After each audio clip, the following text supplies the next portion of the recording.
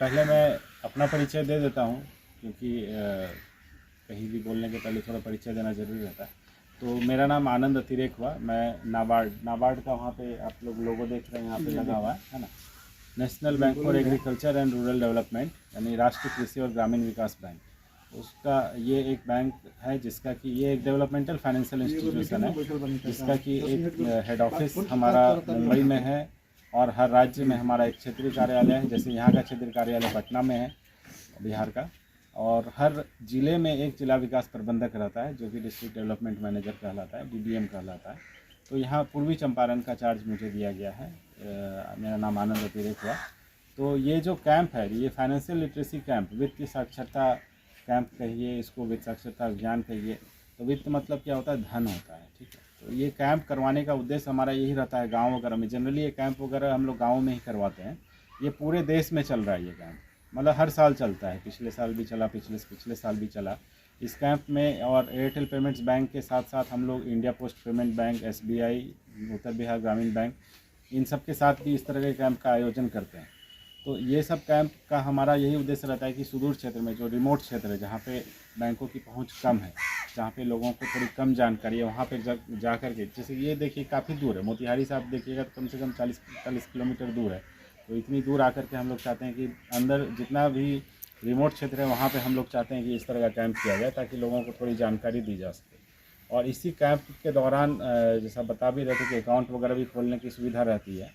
जिनका जो चाहते हैं एयरटेल पेमेंट्स बैंक में खुलवाना, बायोमेट्रिक वगैरह फॉर्म वगैरह अपना भर के, या APY अटल पेंशन योजना वगैरह करवाना चाह रहे हैं, वो भी करवा सकते हैं।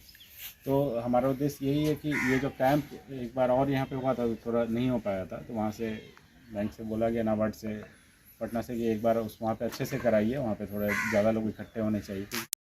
और उसमें आपको 20 रुपये केवल सालाना लगता है, और जिस साल भी आप दीजिएगा उस साल आप 2 लाख रुपया के लिए आपका कवर रहता है। 2 लाख का कवर मतलब कि कुछ होता है आपको तो 2 लाख रुपए आपके जो भी नॉमिनी है, जो भी आपके बाद में जो जिनका भी नाम आपने दिया उनको वो 2 लाख रुपए मिलेंगे। तो देखिए 20 रुपये में कुछ नहीं जा रहा है, महीने का जोड़िएगा तो 2 रुपये भी नहीं होता है ना। तो 20 रुपये अगर किसी का नहीं किया हुआ है तो करवा लीजिए ज़रूर जाके, जहाँ भी आपका खाता है। एयरटेल पेमेंट्स बैंक में यहाँ पे आप लोग कर रहे हैं, यहाँ पे भी करते हैं, है ना। और लेकिन ये ध्यान रखिएगा कि आपका एक जगह ही हो सकता है, आपका भले ही खाता 3-4 जगह हो, लेकिन एक आदमी का एक ही जगह होगा, क्योंकि आधार से लिंक रहता है। आप यही सोचिएगा कि 3-4 जगह मैंने खुलवा लिया तो 8 लाख रुपये, ऐसा नहीं होता है। कहीं भी एक जगह आपका रहेगा। तो अब उसमें 2 लाख रुपए का इंश्योरेंस है। और एक दूसरी स्कीम आती है, प्रधानमंत्री जीवन ज्योति बीमा योजना है, वो भी करते होंगे यहाँ पे, PMJJBY कहते हैं उसको शॉर्ट में। आपको इसलिए देखिए बता रहे हैं कि आप बैंक में जाइए, बोलिए कि आपको मान लीजिए नाम नहीं याद आ रहा है, तो बोलिए कि सर मेरा 20 रुपये का इंश्योरेंस कर दीजिए, है ना। आपको कुछ नहीं, एक फॉर्म भर के देना, आपके खाते से पैसा हर साल कट जाएगा और आपका 2 लाख रुपये का इंश्योरेंस रहेगा। 18 से 70 साल तक का जो था वो प्रधानमंत्री सुरक्षा बीमा योजना जो था, 18 से 70 साल का है। उसमें इसलिए करवा के रखिए, अभी आप जिंदा हैं तो ठीक है, आपके जाने के बाद कुछ तो राशि मिलेगा ना, 2 लाख रुपए तो मिलेगा लोगों को, तो उनको तो थोड़ा परिवार चलाने में मदद मिलेगी। और उसमें यही है कि एक्सीडेंट के कारण कोई डेथ होनी चाहिए। तो जैसे जो मर्द लोग क्या है कि बराबर सफ़र वगैरह करते रहते हैं, इधर उधर ट्रैवल करते रहते हैं, तो ये सब इंश्योरेंस रखना चाहिए। और दूसरा जो बता रहे हैं आपको जीवन ज्योति बीमा योजना, उसमें 436 रुपये साल का है, लेकिन उसमें है कि आपका नेचुरल के कारण से भी डेथ हो गया, आपको बीमारी के कारण भी डेथ, दोनों उसमें 2 लाख का कवर है, उसमें 2 लाख का कवर है ना। उसमें ये उसका फ़ायदा है, इसीलिए उसमें 436 रुपये लग रहा है और इसमें 20 रुपये ही लग रहा है। और अटल पेंशन योजना, ये 2 इंश्योरेंस स्कीम जिनका नहीं है तो ज़रूर करवा लीजिए, है ना। 2 लाख रुपये का इंश्योरेंस है, बहुत अच्छा स्कीम है। 436 रुपये का जो बता रहे हैं प्रीमियम कटेगा, मई का मंथ में वो कटता है। और इसको नहीं है तो जाके आप करवा सकते हैं, बैंक में जाके बोल सकते हैं कि सर हमको ये इंश्योरेंस करवाना है। ज़रूर करवा के रखिए, क्योंकि आपके बाद जाने के 2 लाख रुपए अगर किसी को मिलेगा तो उनको बहुत मदद होगी। इसी तरह अटल पेंशन योजना है जो कि बूढ़े लोगों के लिए, यहाँ पे तो कम ही बूढ़े लोग हैं, लेकिन बता देते हैं कि आप अपने घर में भी जा कर के ये सब चीज़ बता सकते हैं, या यूट्यूब वगैरह पे भी ये सर्च करेंगे, या इंटरनेट पे भी। अब तो इंटरनेट का ज़माना है, तो इंटरनेट का काम केवल वीडियो देखने के लिए नहीं करना है, उसको थोड़ा हम लोग अपने बैंक जो अपनी जानकारी है, देखिए जो आपका पैसा है उसको किस तरह सुरक्षित रहना है, अपने बाद वाले लोगों को किस तरह से हम मदद कर सकते हैं जब हमें कुछ हो जाता है, तो इन सब चीज़ों के लिए ये सबको थोड़ा करके रखना है। अटल पेंशन योजना ज़्यादातर वृद्ध लोगों के लिए रहता है।